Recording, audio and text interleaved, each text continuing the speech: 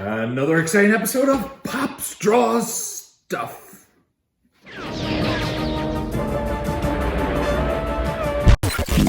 And today's episode is another exciting kids show. It is Transformers. Robots in disguise. Oh, I have to admit, I did not like this show as a child. One of the very few. It was super popular. Everyone seemed to love it. I just didn't really get it. But I have to admit now, seeing the films, seeing that new Bumblebee film and stuff, it's pretty cool. And that leads on to who we're about to draw. So a request came in for Bumblebee.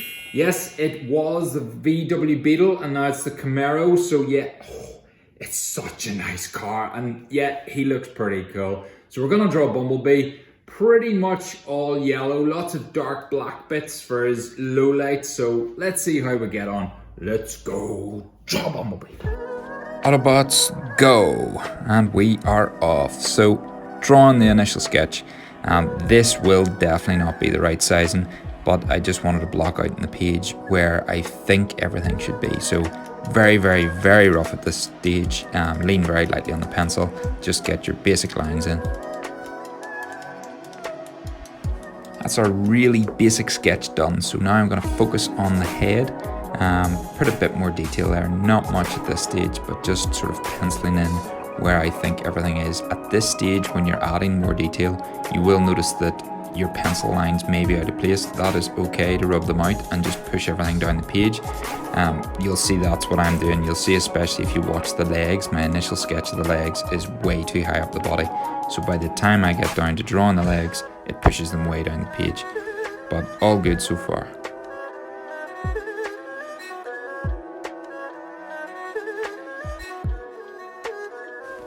Onto the legs now, and as you'll see, yes, they are way too high, so that is pushing them massively down the page. The thing I noticed about Transformers as well is when you're drawing them, their head is very small.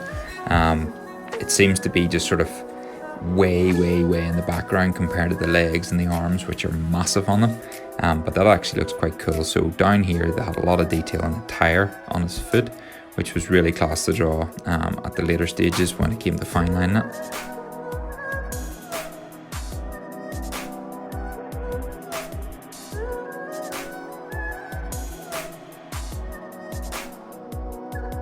There was no real method in the way I approached this with regards to drawing the legs. Before the arms, I just basically did the whole body, and the body kept going down and down and down into the legs. So that's why I left the arms to the end.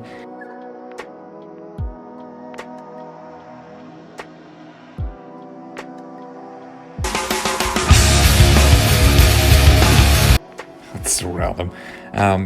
So now I'm on to the fine line, and this is always the fun bit. This is my favorite bit. So when you've got your sketch and you're happy enough with it, you get your fine liner out. I think this is a 0.3 I'm using. So it is fine. It's not the finest, but it's also it is quite fine. Don't know what I'm talking about now. I'm just blithering. But yes, so I'm going all over the individual lines with the fine liner. And it's always when the drawing starts to look really good, because sometimes as well you find that you're smudging the drawing with your palm of your hand as you're drawing it, because the pencil will smudge.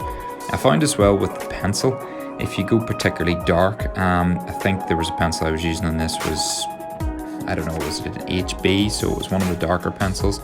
I was smudging it a lot more, so I would advise using one of the H's, so potentially 4H up the H. But any bolder pencils, any of the B's, will be a little bit more smudgy, if that's even a word.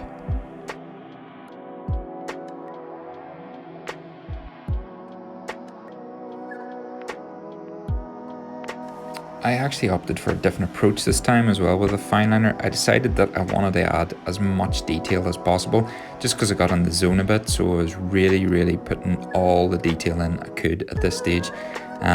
Maybe not the best idea. I would potentially add colour and then add all the final details after, but on this particular one I did go right into all the detail with the fine liner at this stage.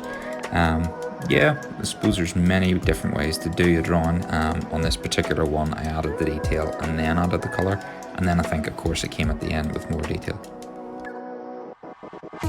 Really went to detail in this one. It's down to like super uber 0.5 of a fine liner to get all those super small details right down to like the tire tracks and the logo on his chest. So really, really fine detail. Now it is time to color the thing, but at the minute we've got a really good layout. Everything looks in proportion. Well chuffed with this, so hopefully the color doesn't let me down. How to make your drawing come alive, adding colour. Starting with the blue, this is a duck egg blue, and I was just going over, he's got a number of like lights, small lights on his body, which are blue, and his eyes are blue. So I wanted to add a really light blue there. And the windows you can see in the car, I wanted to try to give them like a bluish reflection. At the minute, I'm doing a warm grey it is, the lightest grey I had. I would have gone lighter if I could, but I only had the warm grey, so I had to live with that. There was actually a lot of grey on this piece. Next up is the yellow. So this is actually a skin colour I'm using. I'm not going for a yellow directly, because obviously I want to like block in his highlights. So I'm starting really light with the colour on this, and completely wrong colour for Bumblebee, but as you'll see, as we get on the drawing, it builds up to be a yellow.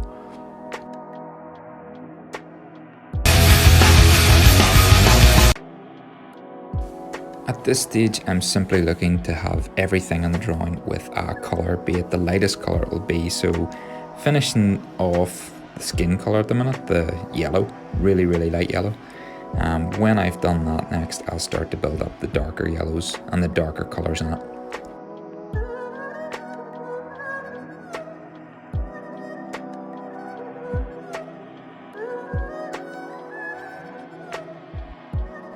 I had two different choices of yellow here. I had a tulip yellow and also a sunburst yellow. So you can see the difference in them. I've still kept the highlights in, as you'll see as well. So any part where the sun would be hitting or is particularly highlighted area will stay that skin color. And then I've been trying to go in the shadows with the darker yellow. I will come at a later stage after with a gray, like really dark yellow, to block out the shadowy parts.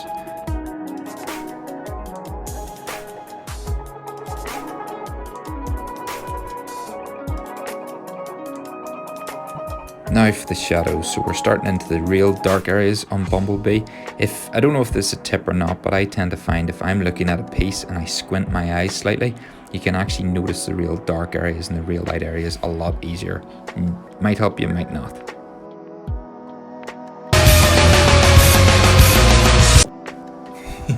I am so random. So onto the brighter yellows now. This is where the drawing really starts to come alive. Love doing this yellow because it's actually the right colour for him. So now you're starting to see his final finished yellow colour.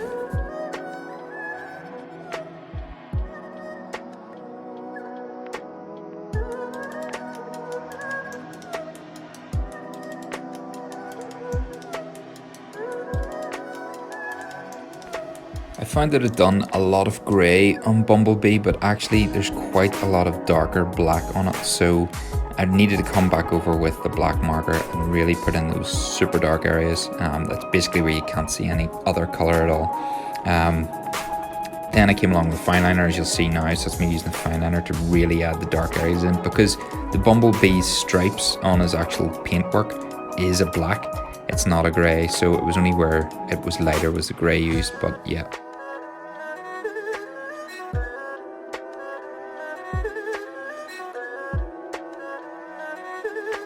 And that is me finishing up. So now, as always, using the white highlighter to show any reflections, really lift the drawing, which the white was essential. It really made the drawing pop, as always. Love it when I'm using this colour. And that's it, basically. Just fine liners then for final details, white for highlighters. Yep, that's job done. As always, sign your drawing.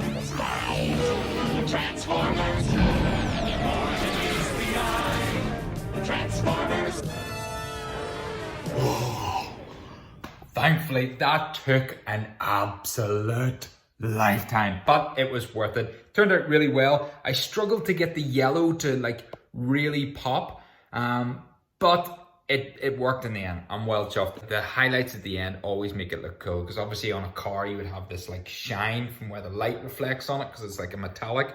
So it turned out really well. Well chuffed with that. I don't think I'll be doing Transformers for a while because they're so hard to draw. One of the hardest to draw because all the lines are really straight. And when you've got really straight lines, it's hard to mess up. Whereas if you've got like a curved face, you can sort of a bit of leeway for a mistake. But straight lines are hard because you immediately see when you messed up. Turned out really good, really chuffed. If you liked that video, make sure to hit that thumbs up. Remember to subscribe for more, and also drop me a comment to let me know what you want me to draw next. Have an amazing day, people, and peace. Transformers.